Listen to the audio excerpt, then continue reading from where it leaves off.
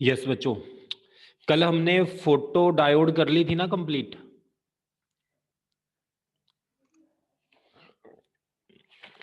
Mansi, hello. Yes. Photo diodes हमने complete कर ली थी बच्चे। मैंने लिखवा दी थी फोटो डायोड आपको कंप्लीट। लिखवा दी थी सर शायद आपने एंड तक, जब क्लास ओवर होने वाली थी, लेकिन कुछ बच्चे पहले ही क्लास लीव कर गए थे। ओके, आपकी मैथ की क्लास भी होती है फिर 8:20 पे आपने करवा ली मैथ की क्लास को मैम को मैसेज कर दिया आपने? नहीं सर, वो नहीं किया अभी। हाँ मैसेज कर दो अभी, वो मैम नहीं वो भेज देंगे, लिंक भेज देंगे। सर फिर केमिस्ट्री की क्लास फिजिक्स के बाद होएगी? नहीं वो पहले हुआ करेगी। मैम ने कहा था ना वो दिन में रख लेंगे। अच्छा फिर वो दिन में करवा देंगे, नो प्रॉब्लम। Okay sir. तो फोटो डायोड के बारे में अगर लिख लिया था तो मैं आगे चलूं? अगर कंप्लीट लिख लिया तो मुझे याद नहीं है कि फोटो डायोड के बारे में आपने लिखा था क्या नहीं लिखा था।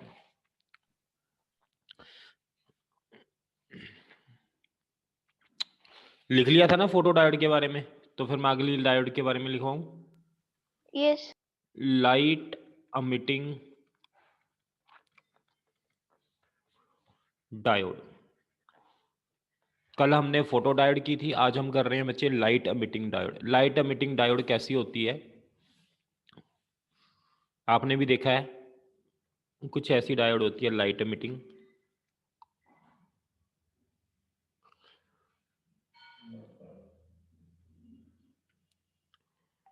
ये ऐसी डायोड होती है, आपने देखा होगा घरों पे, ठीक है। तो लाइट एमिटिंग डायोड क्या करती है? Which convert device which convert electrical energy into light energy. जो डिवाइस इलेक्ट्रिकल एनर्जी को लाइट एनर्जी में कन्वर्ट करती है उसे लाइट एमिटिंग डायोड कहते हैं। बच्चों मैथ वाले मैम को मैसेज कर दो कि वो 9 o'clock ही लगाएं, 9 o'clock के बाद ही लगाएं क्लास। कर दी सर। ओके, इसके अंदर क्या होता है ये बच्चों, जो लाइट एमिटिंग डायोड है इसके अंदर हैवली डॉप्ड पीएन जंक्शन होता है। हैवली डॉप्ड पीएन जंक्शन का मतलब एक पीए होता है और एक एन टाइप होता है। इसको हम क्या करते हैं? फॉरवर्ड वाइस करते हैं। सबसे बड़ी बात यह है लाइट एमिटिंग डायोड में हम फॉरवर्ड वाइसिंग करते हैं। पॉजिटिव को पॉजिटिव से कनेक्ट करते हैं और नेगेटिव को नेगेटिव से कनेक्ट करते हैं, ठीक है। लाइट एमिटिंग डायोड बच्चों क्या होती है? Which convert electrical energy into light energy. घरों में हमारे पास एलईडी डायोड्स होती है ना, आपने देखा है घरों में एलईडी डायोड्स होती हैं, जो कोई रेड कलर की होती है, कोई ग्रीन कलर की होती है, कोई येलो कलर की होती है। एलईडी दिवाली पर हम यूज करते हैं काफी लाइट्स। इसके अंदर क्या होता है? हैवली डॉप्ड पीएन जंक्शन, ये लिख लो आप, ये होती है heavily doped PN junction diode. ये heavily doped PN junction diode होती है। ऑपरेट अंडर फॉरवर्ड बायस्ड, ये फॉरवर्ड बायस के अंदर काम करती है। इसका जो बच्चे इसके अंदर पी टाइप है, एन टाइप है, तुम्हें पता है यहां पर इलेक्ट्रॉन्स होते हैं इन मोबाइल आयंस, यहां पर क्या होते हैं? Positive charge in mobile ions होते हैं। अब जब आप फॉरवर्ड वाइसिंग करते हो, इधर से होल आता है इस तरफ और इधर से इलेक्ट्रॉन आता है इस तरफ, ये दोनों रिकम्बाइन करते हैं फॉरवर्ड वाइसिंग से। मैंने यहां पर फॉरवर्ड वाइसिंग की। फॉरवर्ड वाइसिंग करने से क्या होगा? इधर से होल और इधर से इलेक्ट्रॉन आएगा और कंबाइन करेगा। कंबाइन करने से वो बच्चे लाइट छोड़ेगा, ऐसे बाहर को लाइट छोड़ेगा। कल हमने फोटो डायोड की थी। फोटो डायोड में हम बच्चे लाइट डाल रहे थे, इलेक्ट्रॉन होल पेयर जनरेट हो रहा था। आज उल्टा है, आज हम इलेक्ट्रॉन होल पेयर जो हैं वो मूव कर रहे हैं, जब वो रिकम्बाइन कर रहे हैं तो वो लाइट छोड़ रहे हैं। आपको समझ आया फोटो डायोड और लाइट एमिटिंग डायोड में क्या डिफरेंस था? फोटो डायोड में क्या था बच्चों, याद होगा आपको, लाइट हमने जंक्शन पर डाली थी फोटो डायोड के अंदर। लाइट डालने से एक इलेक्ट्रॉन निकला था और एक होल प्रोड्यूस हुआ था। यहां पर इलेक्ट्रॉन और होल कंबाइन कर रहे हैं फॉरवर्ड बायसिंग से, जिसकी वजह से लाइट निकल रही है। उल्टा है कल वाली डायोड से बिल्कुल। तो आगे लिखते हैं बच्चों इसके बारे में। जब हम फॉरवर्ड बायसिंग करते हैं, इलेक्ट्रॉन जो होता है बच्चे वो मूव करता है N side to P side. और इसी तरह अगर मैं बात करूं रिवर्स, होल जो मूव करता है वो बच्चों किधर को मूव कर रहा है? Hole, hole move, yes, P side to N side. Hole बच्चों पी से एन की तरफ जा रहा है और इलेक्ट्रॉन एन से पी की तरफ जा रहा है। तो फिर क्या होता है? Recombination occurs between recombination occurs between injected majority charge carriers, majority charge carriers, energy released. तो फिर क्या होगा बच्चे? एनर्जी रिलीज्ड होगी in the form of photon, photon की फॉर्म में एनर्जी रिलीज होगी। अब जो फोटोन एनर्जी छोड़ेगा, ये वाली फोटोन जो एनर्जी निकलेगी, उसकी एनर्जी अगर less than equal to energy gap हो तो हमारे पास इसको बोलेंगे लाइट एनर्जी। अगर फोटोन की energy greater than energy gap हो तो इसको बोलेंगे हम करंट सर्किट के अंदर।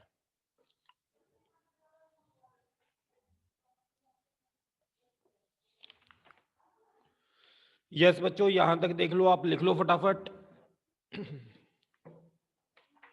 इसके बाद आगे चलते हैं।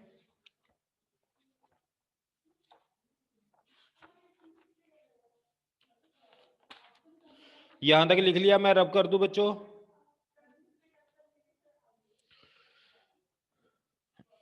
हाँ जी बच्चों, रब कर रहा हूं मैं। अब देखो इसके बाद तुम्हें पता है एनर्जी गैप किसके इक्वल होती है? एच न्यू के इक्वल होती है। न्यू किसके इक्वल होता है? सी अपॉन लैम्डा के इक्वल होता है।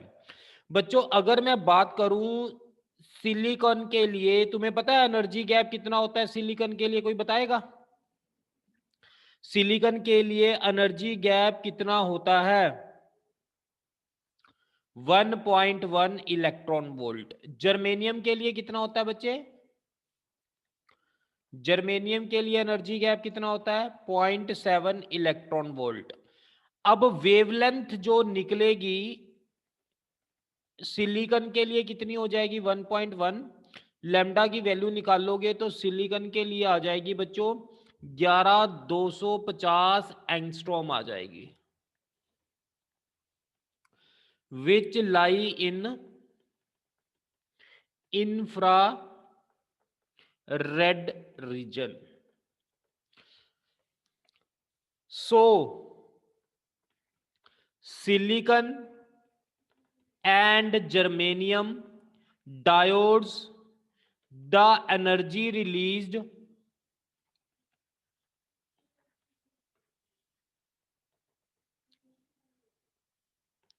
in the form of infrared radiation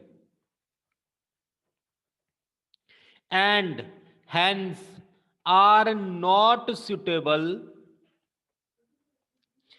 to make LED। बच्चों एलईडी डायोड बनाने के लिए सिलिकॉन और जर्मेनियम को क्यों नहीं यूज किया जाता, ये पेपर में क्वेश्चन आ सकता है। क्योंकि सिलिकॉन और जर्मेनियम का जो एनर्जी गैप होता है, सिलिकॉन का ये होता है, जर्मेनियम का ये होता है। जब आप ये वैल्यूज आप सिलिकॉन की पुट करके देख लो, एनर्जी गैप की, लाइट की वेवलेंथ इतनी आती है, ये इंफ्रारेड रीजन में लाई करती है जो कि विजिबल नहीं होती। इसलिए एलईडी डायोड को बनाने के लिए हम सिलिकॉन और जर्मेनियम सेमीकंडक्टर का यूज नहीं करते हैं। कोई डाउट है तो यहां तक आप पूछ सकते हो। इसके बाद अगला पॉइंट मैं बता रहा हूं आपको।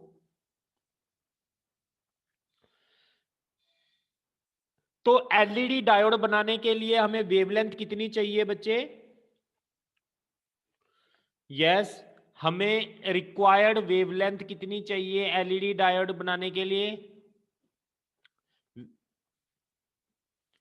For visible light is 4500 angstrom से 7000 एंगस्ट्रॉम तक चाहिए। सो सो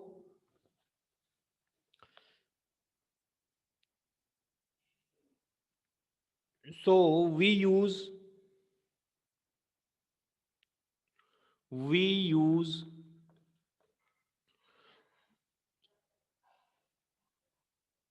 गैलियम आर्सेनाइड फॉस्फाइड, जिसका एनर्जी गैप कितना है? 1.9 इलेक्ट्रॉन वोल्ट। जब हम 1.9 electron volt energy gap put करते हैं तो वेवलेंथ आ जाएगी 6513 एंगस्ट्रॉम। ये बच्चों लिख लो आप। मैंने आपको ये बताया है एलईडी डायोड के अंदर बच्चों कि जो एलईडी डायोड को बनाने के लिए हम सिलिकॉन और जर्मेनियम सेमीकंडक्टर का यूज नहीं करते, क्योंकि इनकी जो वेवलेंथ है वो इंफ्रारेड रीजन में लाई करती है, जिससे आपको लाइट का कलर दिखाई नहीं देगा। इसलिए एलईडी बनाने के लिए हम और सेमीकंडक्टर का यूज करते हैं, जो कि जैसे गैलियम आर्सेनाइड फॉस्फाइड है, ये हम यूज करते हैं, जिसका एनर्जी गैप 1.9 इलेक्ट्रॉन वोल्ट होता है। जब हम इसकी वैल्यू पुट करते हैं तो वेवलेंथ 6513 आ जाती है, जिसको हम बोलते हैं कि ये विजिबल लाइट की रीजन में है।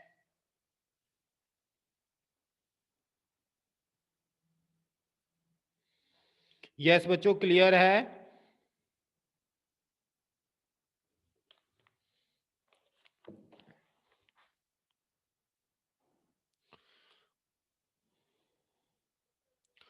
हाँ जी बच्चों, यहां तक कोई डाउट है आपको पूछ सकते हो।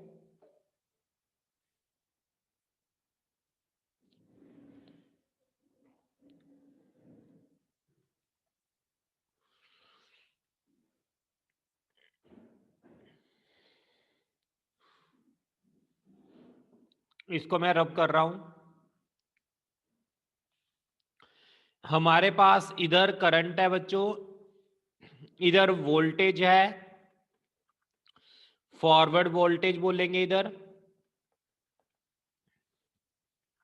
जैसे जैसे हम वोल्टेज बढ़ाएंगे बच्चों, मोर वोल्टेज, जितनी वोल्टेज हम ज्यादा करेंगे उतनी ज्यादा एनर्जी होगी।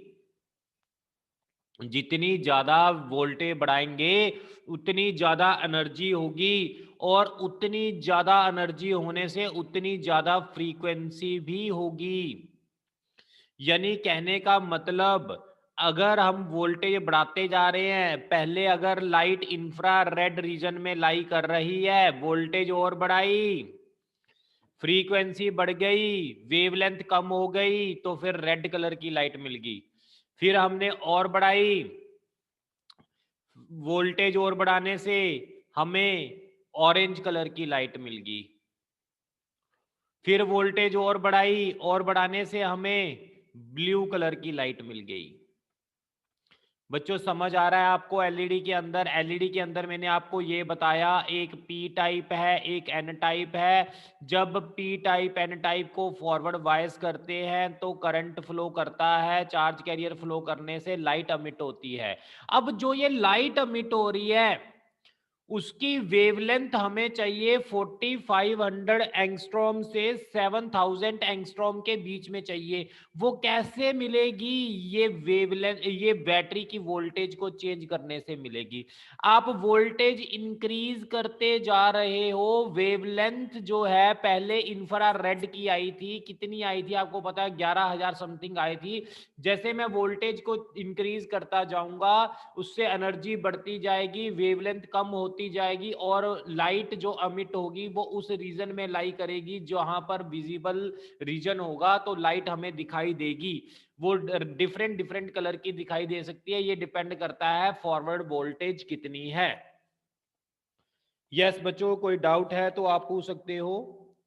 इस डायोड के एडवांटेज क्या है? एडवांटेज लिख लो।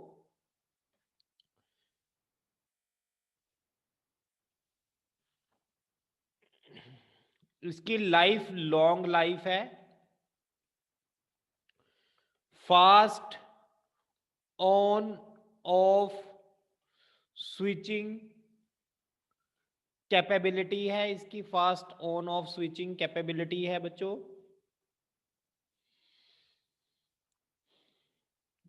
आगे लिख लो, लो ऑपरेशन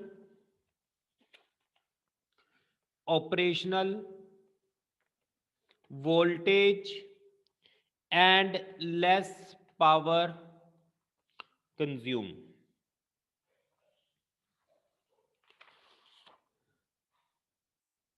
ये लिख लो बच्चों।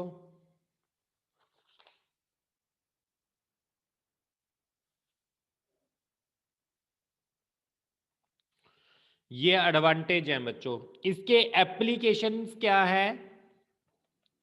एप्लीकेशन क्या है इसके, कहां कहां यूज की जाती है? Display of watches, calculator, telephone.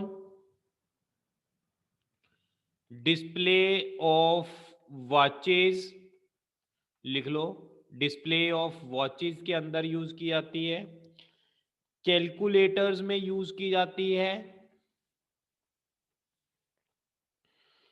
Telephones में यूज की जाती है बच्चों।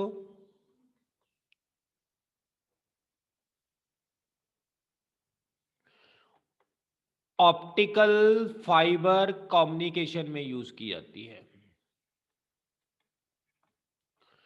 लिख लो बच्चों, ये हमारे हमने कंप्लीट कर लिया है लाइट एमिटिंग डायोड। अब हम अगली कर रहे हैं डायोड। अगली है बच्चों सोलर सेल। लास्ट डायोड है ये हमारी सोलर सेल। मैं इसको रब कर रहा हूं। Write down solar cell. बच्चों सोलर सेल एक ऐसी डिवाइस है जो सोलर एनर्जी को इलेक्ट्रिकल एनर्जी में कन्वर्ट करती है। तो लिखो device which convert solar energy into electrical energy. बच्चों ऐसी डिवाइस जो सोलर एनर्जी को इलेक्ट्रिकल एनर्जी में कन्वर्ट करे उसे सोलर सेल बोलते हैं। इस सोलर सेल की आप एक डायग्राम बना लो। ये ऐसे एक डायग्राम बना लो बच्चों सोलर सेल की।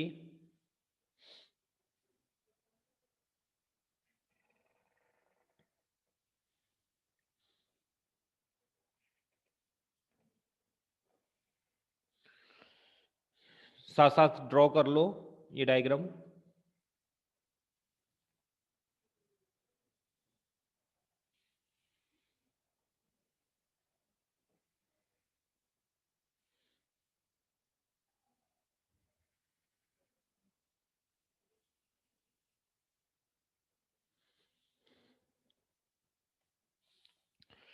हाँ जी बच्चों,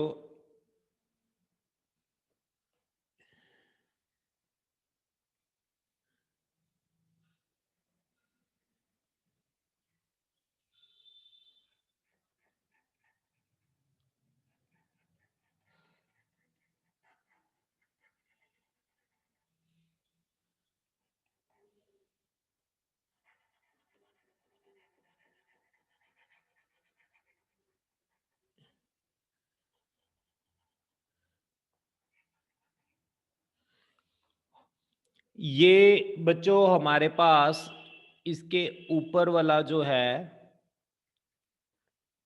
ये ऊपर वाला एन टाइप है, नीचे वाला पी टाइप है। ये एन टाइप है, ये पी टाइप है। इसके अंदर हमारे पास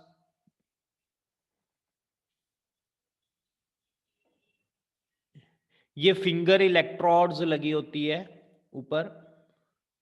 ये है बच्चों, इसको बोलते हैं फिंगर इलेक्ट्रोड्स। ये लगा लो।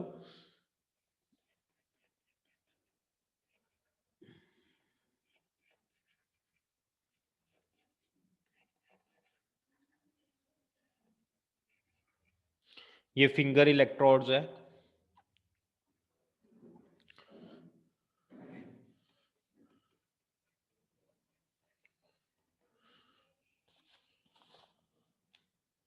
मेटलाइज्ड फिंगर इलेक्ट्रोड्स, इनको बोलते हैं बैक कॉन्टैक्ट्स।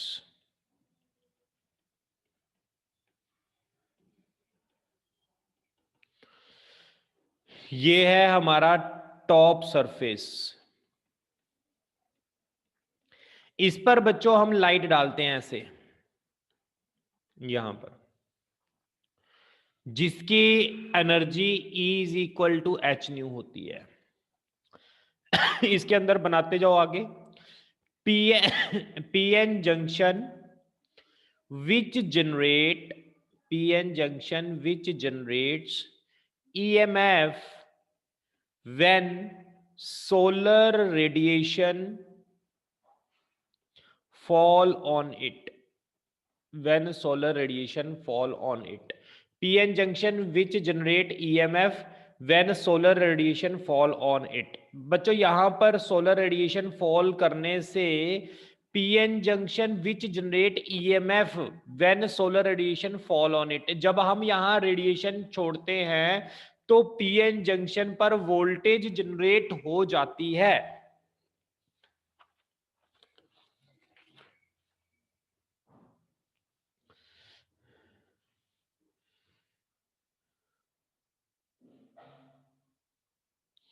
यस बच्चों, यहां तक लिख लिया।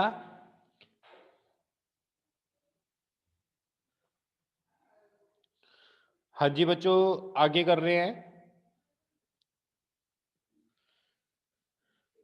इस चीज को मैं रब कर रहा हूं यहां से। इसका मैं एक साइड व्यू भी बना रहा हूं। एक डायग्राम सोलर की और बना लो। इसके अंदर क्या है, एक दिखाया हुआ है एन टाइप, ये जो एन टाइप है ये, और एक दिखाया हुआ है पी टाइप। यहां पर हमने एक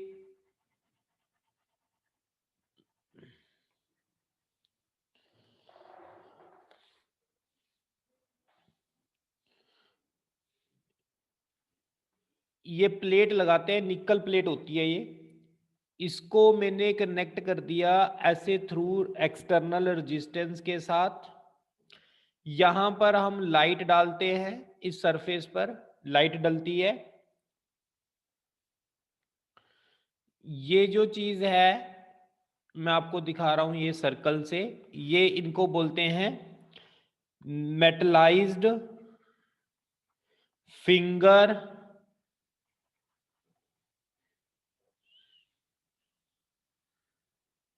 metallised finger electrode.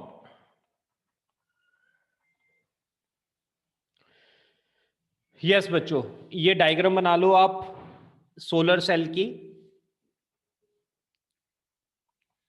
Solar cell के अंदर बच्चों क्या होता है, एक मैं और डायग्राम बना रहा हूं आपको समझाने के लिए। इसके अंदर एक पी टाइप होता है और एक एन टाइप होता है। जब हम लाइट डालते हैं पीएन जंक्शन पर तो एक इलेक्ट्रॉन निकलता है और एक होल निकलता है।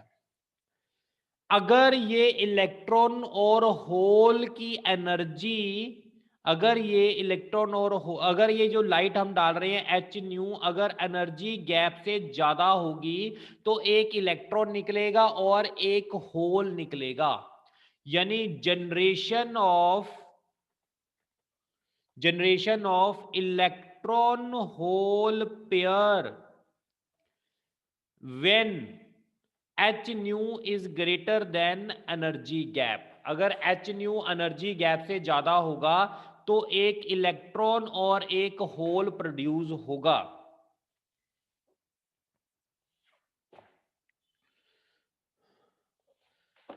आगे लिखो बच्चों, इसके बाद इसी के अंदर सोलर सेल के अंदर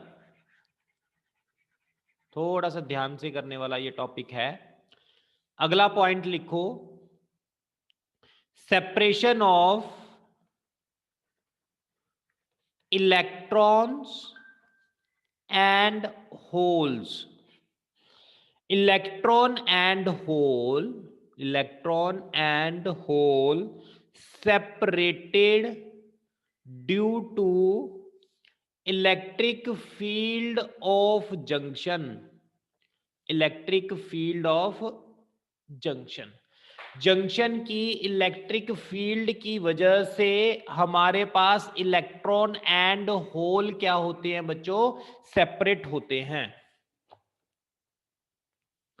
आगे लिखो, इसके बाद इसको मैं डायग्राम को रब कर रहा हूं, इस वाली डायग्राम को।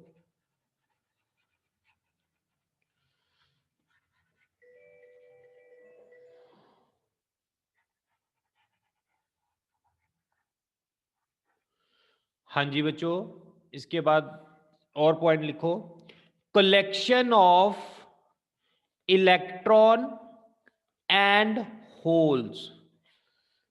इलेक्ट्रॉन जो है बच्चे कहां जाके कलेक्ट होते हैं, इलेक्ट्रॉन बच्चों, इलेक्ट्रॉन किधर जा रहे हैं बताएगा कोई?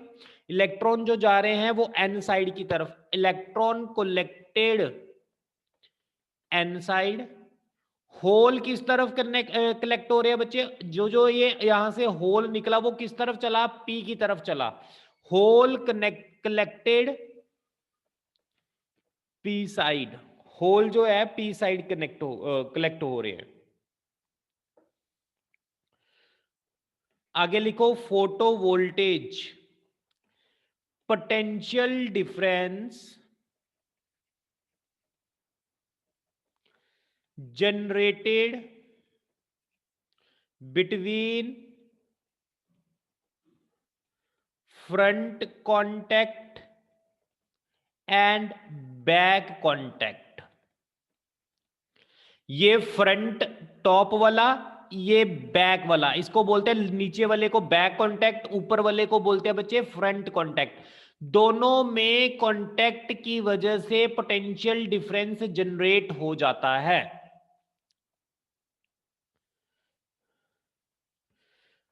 By external load photo current flows.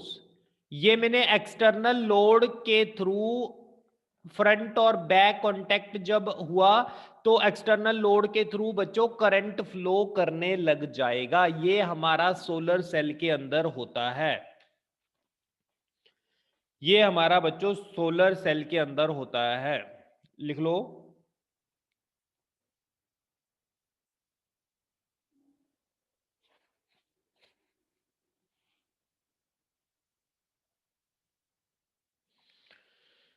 मैं इसको रब कर रहा हूं बच्चों।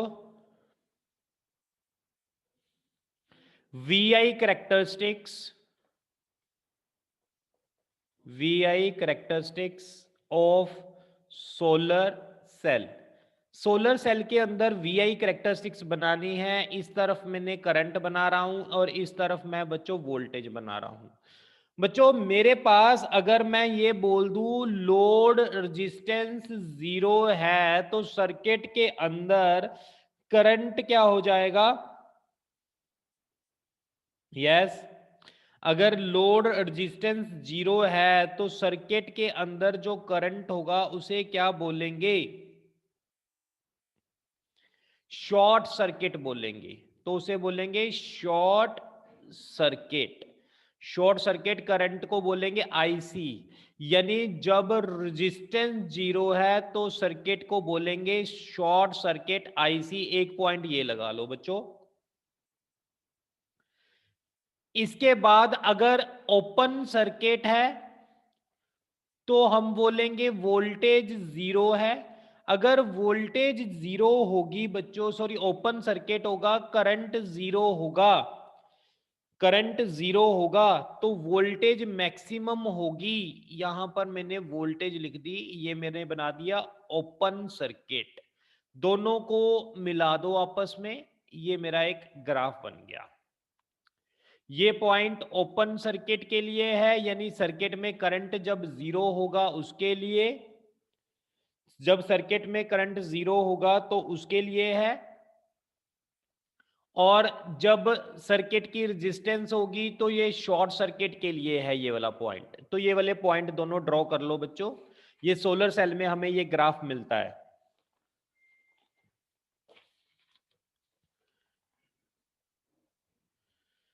यस, यहां तक अगर किसी को कोई डाउट है तो आप पूछ सकते हो।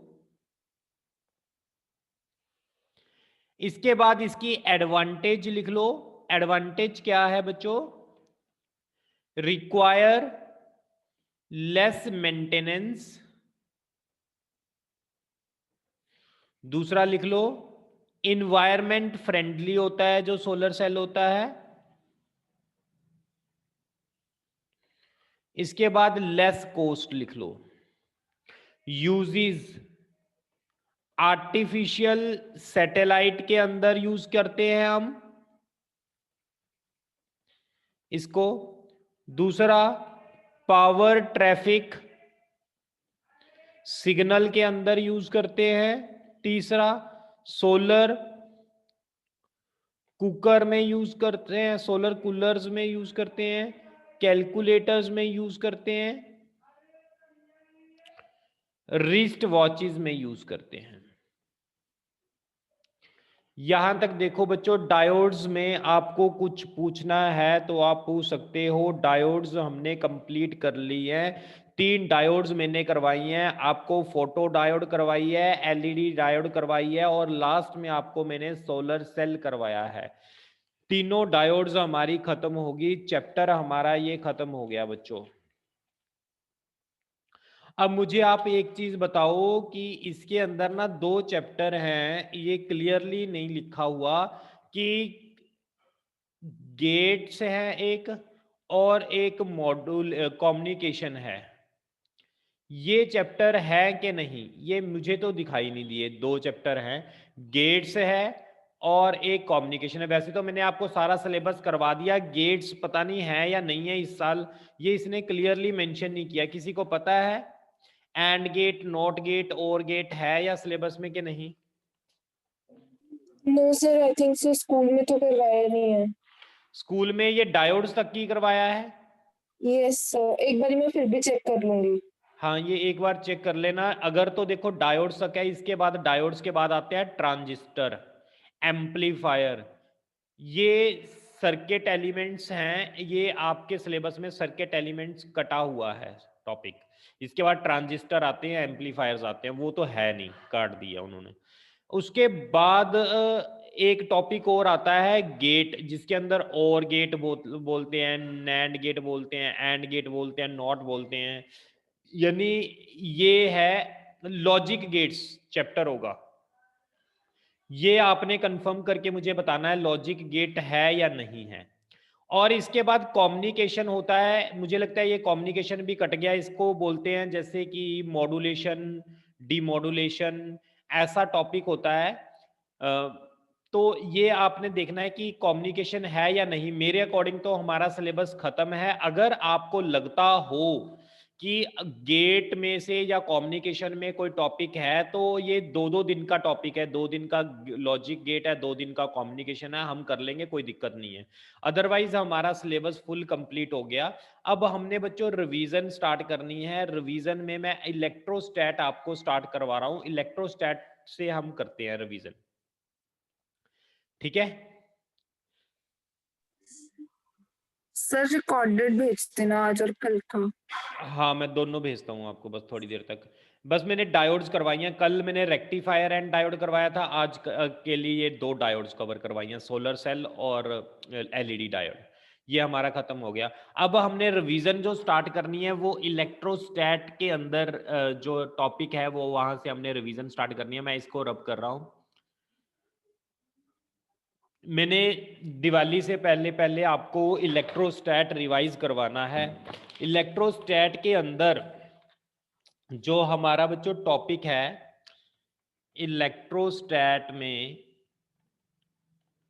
आपको पता है कौन कौन से टॉपिक थे? कोई बताएगा? पहले इलेक्ट्रिक फोर्स एंड चार्ज था। इसके अंदर टॉपिक कौन कौन से थे? इलेक्ट्रिक चार्ज था, यस। फिर कौन सा टॉपिक था? कूलम लॉ था, बोलो। फिर कौन सा था? सुपरपोजिशन प्रिंसिपल था। फिर क्या था? इक्विलिब्रियम वाला टॉपिक था इसके अंदर। यही टॉपिक थे फर्स्ट में। यस फिर इसके बाद आपका जो दूसरा चैप्टर था वो था दूसरा टॉपिक जो था वो था इलेक्ट्रिक फील्ड। इलेक्ट्रिक फील्ड के अंदर अब मैंने आपको क्या कुछ करवाया था? कोई बताएगा? इलेक्ट्रिक फील्ड के अंदर, हाँ जी, इलेक्ट्रिक फील्ड के अंदर इलेक्ट्रिक लाइन ऑफ फोर्स किया था। इलेक्ट्रिक फील्ड लाइंस लिख लो, इलेक्ट्रिक फील्ड लाइंस किया था। और क्या किया था बच्चे? Electric Gauss law electric dipole हमने किया था इसी के अंदर। आपको याद हो इलेक्ट्रिक डायपोल की derivations, axial line, equatorial line, journal line, है ना, ये हमने किया था इसके अंदर। और इसके अंदर मैंने आपको इलेक्ट्रिक डायपोल करवाया था, इलेक्ट्रिक फील्ड लाइंस करवाया था। ये मेनली दो टॉपिक्स थे इसके अंदर। फिर इसके बाद था इलेक्ट्रिक पोटेंशियल। इलेक्ट्रिक पोटेंशियल के अंदर हमने क्या कुछ किया था? इलेक्ट्रिक पोटेंशियल के अंदर मैंने आपको बताया था इलेक्ट्रिक पोटेंशियल एनर्जी बताई थी, ठीक है। पोटेंशियल ग्रेडियंट करवाया था, relation between electric field and potential करवाया था। फिर इसके बाद मैंने आपको करवाया था पोटेंशियल ड्यू टू डायपोल करवाया था। ये हमारे पास टॉपिक थे इसके अंदर। इसके बाद बच्चों फोर्थ टॉपिक था मेरा इलेक्ट्रिक फ्लक्स। इलेक्ट्रिक फ्लक्स के अंदर आपको याद है टॉपिक कौन कौन से किए थे हमने? गॉस थ्योरम की थी, हाँ जी। एप्लीकेशन ऑफ गॉस थ्योरम की थी, एप्लीकेशन ऑफ गॉस लॉ किया था। और इसके अंदर मैंने आपको कंडक्टर्स के बारे में भी पढ़ाया था, कंडक्टर्स के बारे में, प्रॉपर्टीज ऑफ द कंडक्टर्स। तो बच्चों ये चार टॉपिक थे इलेक्ट्रोस्टैट 1 को कंप्लीट करने के लिए। इसके बाद कैपेसिटेंस था। तो इस टॉपिक आपके पास एक्सेल इन फिजिक्स सभी के पास बुक होगी, और एक्सेल इन फिजिक्स से आपने ये टॉपिक रिवाइज करने हैं, ये पढ़ने हैं। मैं कल आपको ये टॉपिक दोबारा रिवाइज करवाऊंगा एक बार, लेकिन उससे पहले आपने ये टॉपिक्स पढ़ने हैं। आप इसका स्क्रीनशॉट ले लो, एक्सेल इन फिजिक्स में दिए हुए हैं। अगर किसी के पास एक्सेल इन फिजिक्स नहीं है तो मुझे मैसेज कर देना, मैं आपको पीडीएफ बनाकर इसकी भेज दूंगा थ्योरी की। तो आपने अभी वो ही पढ़नी है थ्योरी। फिर इसके बाद एनसीईआरटी न्यूमेरिकल और प्रीवियस ईयर क्वेश्चंस हम स्टार्ट करेंगे, ठीक है ना बच्चों। ये टॉपिक मैंने आपको खत्म करवाने हैं दिवाली से पहले विद न्यूमेरिकल्स। और आप जितना आप खुद पढ़ सकते हो, जो टॉपिक आपको लगता है इसमें से आपको आता है, वो आपको रिवाइज करने की जरूरत नहीं है, वो मुझे आप बता सकते हो। उस पर हम टाइम वेस्ट नहीं करेंगे, उसकी जगह हम प्रीवियस ईयर क्वेश्चंस सॉल्व करेंगे या एनसीईआरटी के क्वेश्चंस करेंगे, ठीक है बच्चों। अब ये टॉपिक मैंने बता दिए, इलेक्ट्रिक फ्लक्स तक आपने पढ़ने हैं कल, और मैं इसमें से वो टॉपिक आपको ज़्यादा अच्छी तरह रिवाइज करवाऊंगा जो मुझे आप भेज दोगे कि सर ये टॉपिक मुझे समझ नहीं आया, उसको मैं ज़्यादा डिटेल में करवाऊंगा। अदरवाइज जो आप कहोगे कि ये हमें समझ आ गया, उसको मैं थोड़ा सा जल्दी स्किप कर दूंगा, उस पर इतना ज़्यादा टाइम नहीं लगाऊंगा। समझ आ गई आपको बात? कल हम इस पर इलेक्ट्रोस्टैट पर ये टॉपिक इसके टॉपिक्स पढ़ेंगे, ठीक है बच्चों? Hello, okay sir. ठीक है। आपने पढ़ना है आज बैठ के ये सारे टॉपिक, इसमें से मुझे बताने हैं कौन से टॉपिक आपने करने हैं, वो मैं अच्छी तरह करवाऊंगा, आपको आराम से करवाऊंगा। जो आपको लगेगा कि आते हैं वो मैं थोड़े से फास्ट करवा दूंगा, ठीक है? ये